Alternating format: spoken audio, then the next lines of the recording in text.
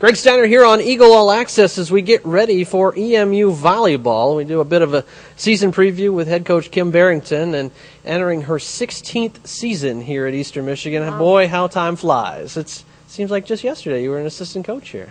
It sure does, but that just means that I love being an Eagle, and it's just great environment, and I'm certainly looking forward to the 16th.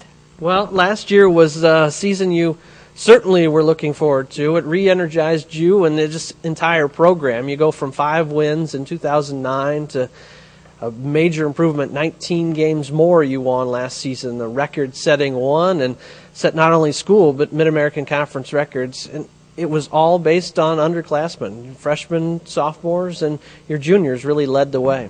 Well, that season we only won 5 matches. I really thought our coaching staff did a great job. It didn't show up in the box scores, but I really felt like everybody learned, everybody got a lot of experience, and it paid off, obviously, last year with 24 wins. So now we need those young freshmen and sophomores that have gained a lot of experience these last 2 years to step up and play like upperclassmen and be able to find a kill, Game 5, 13-13. Well, you were just that, 1 or 2 kills away from making a return trip to the Mid-American Conference Tournament semifinals. That Northern Illinois gets the best of you as we close out the Seagate Center, and now that venue changes, but you got a long way to worry about before you get to the MAC tournament and its new location this year. And you start things off with a very tough tournament at Notre Dame and then come back home, and it's certainly going to be a challenge. And you've never shied away from getting those top teams in the country.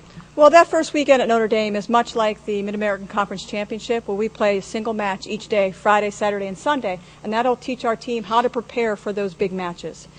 You know, the other thing about going against Notre Dame, you know, they're usually a team that makes the big dance, and they're in the NCAA tournament, and you're right, I want to open up playing against good competition, so we're not shying away from it. We need to figure out how to play against big teams, fast teams, and at that NCAA tournament level.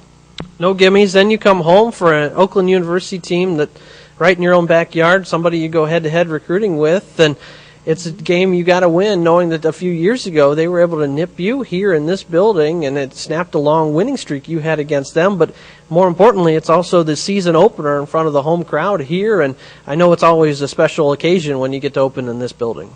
Oakland's a team much like a MAC team where they're really scrappy, they play hard, they're very well coached. So I think it's a great test for us in our own building. You know, we've got to be able to find ways to get kills even against those teams that are really scrappy, much like ourselves. So I think it'll be a fun match to watch.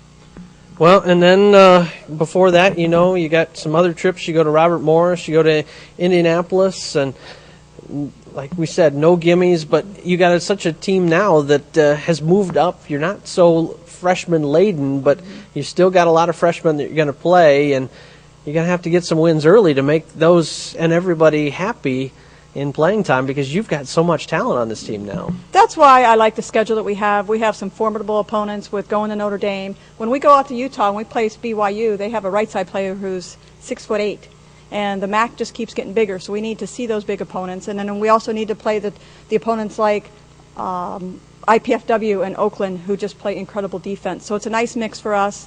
It provides just an opportunity to work on a lot of different things and get that on film before we go into MAC play. Well, we'll start with kind of the glue of your team and what's been getting this team going the last few years. And you look at senior setter Ashley Mason, somebody we talked to here on Eagle All Access, and she's right there and climbing up those charts of some of the best setters you've ever had in this program's history, and has a good chance to surpass that all-time record. And I know starting out as a freshman and now to see her there, talk about your setters and really how Ashley's developed, but now she's got to help teach some of your younger players too.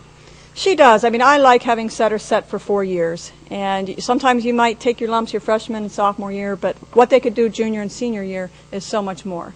And she will be able to really help that freshman or sophomore middle who's going to start be better. And her range is incredible. So she'll be able to run play sets from further distance away from the net than some of our opponents, and that should give us an advantage attacking-wise. And we have to increase our attacking percentage, and she'll be the catalyst for that. Well, and then another senior that you got out there that set a school record in digs last year, Haley Stein, and she already set the single-season record for digs, but now she shoots for that school record mark and maybe a Mid-American Conference record. She's, without a doubt, the best libero in the conference. The thing that we might run into, like we saw at the end of last year, was people didn't hit to her half of the court. They started hitting other places.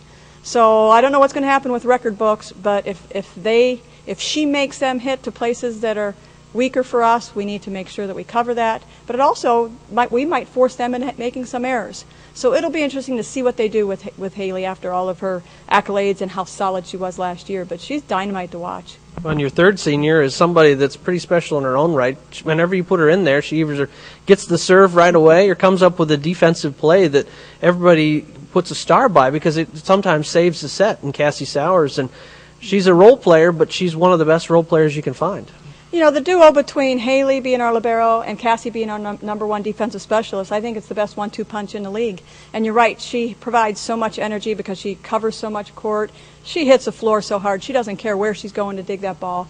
And then the other thing is she's our deep threat server. She'll go back to as far as she can from the arena, you know, and serve a ball 60 foot, you know, maybe 60 foot high, and that's tough to pass. So she does a lot of little things that don't go on the stat sheet that really help us.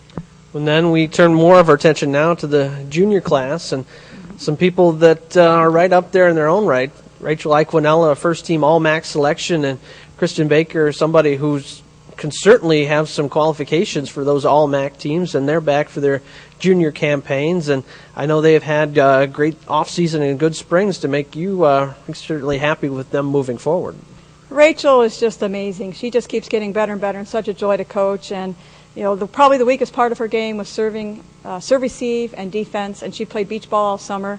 And while she's making some digs already, she's got better vision. And watch out in the front row. She's just so much stronger with our strength and conditioning program.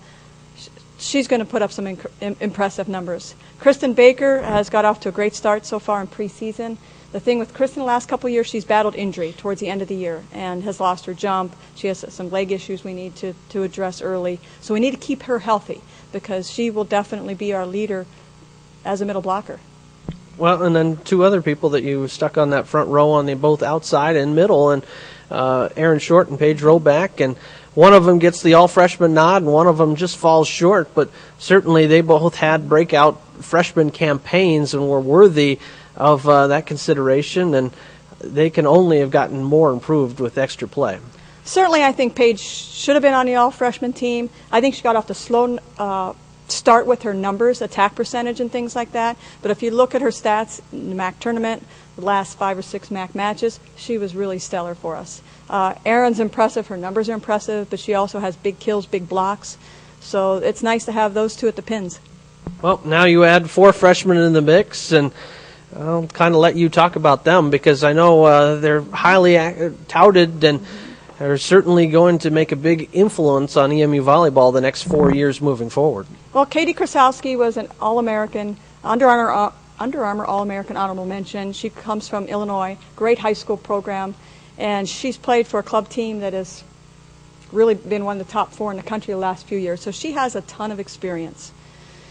She comes in with a little bit of a knee issue, so we're not sure if she'll be 100%, but we have a couple other people that could help if we need. Megan Crawshaw's from the west side of the state, Kalamazoo area. She also played for a very good club program, and she is long and lean, light on her feet, and she plays pretty high above the net. Kelsey Jones is from the Reed City area. She probably has the least amount of experience coming in as far as high school program and club program. She might have the highest ceiling. She's quite the athlete, so look for her development. And then Natalie Folk is from down the road in Saline. She's a defensive specialist, backup setter, and she played for my club team a few years ago, so her skills are very solid. She'll push Cassie in there for some playing time. She'll just give us that extra sub when we need it, whether it be serving, back row setting, and or defense. I could play Natalie any of the 3 back row positions. Well, in past years, we've kind of wondered sometimes going into that first match who your starters were going to be, but for a change, it looks like everything on paper should be the same as last year. You really only lose Jennifer Swartz out of that starting lineup, but you plug somebody different in there. But how do you see your rotation kind of shaking out, and at least should be on paper pretty darn good? Well, one person we haven't talked about is Carolyn Steger, and she had a knee injury last year, and she redshirted, so she's a redshirt sophomore. She'll be challenging for that middle blocker position as well. She had a very solid spring. She knows our offense. She knows what we want to do blocking-wise, so she's going to battle for that spot as well. It may be a situation where everybody's going to get an opportunity, and we'll see who does the best job come game time, but we certainly will have competition in that. But the other 5 starters, I think, are pretty solid. Well, before you know it, it'll be time to toss it up and move on to those buses and head to South Bend, but you'll be back here soon enough, and we'll again have 7 games on the slate here on Eagle All Access. You can always catch all home games here on Eagle All Access unless there's a football conflict, but just talk about the development this internet has had kind of, and now maybe helping in some degree that parents at home can watch their kids play, or just anybody can tune in to EMUeagles.com and watch your team. It's really nice for the parents, but it goes way beyond that. Grandparents, aunts and uncles, friends, family. I know when we're on the, even when we're here and my family's on the road at my daughter's high school match or whatever, they're tuning into it. And I'm always surprised when somebody says, hey, we watched your match, and, I didn't even know that they knew about it. So word's getting out there, and it's also really nice for recruits. Well, now if we can only train the big guy who's behind that play-by-play mic, Chad Bush, I'd like to see him get out here and hit a few. But he'll be back here soon enough, and I'll sit next to him as we get ready for EMU Volleyball. Thanks, Coach, for your time, and we always welcome you here on EMUeagles.com. Thank you, Greg. Until next time, we'll catch you down the road. This is Eagle All Access. I'm Greg Steiner saying so long.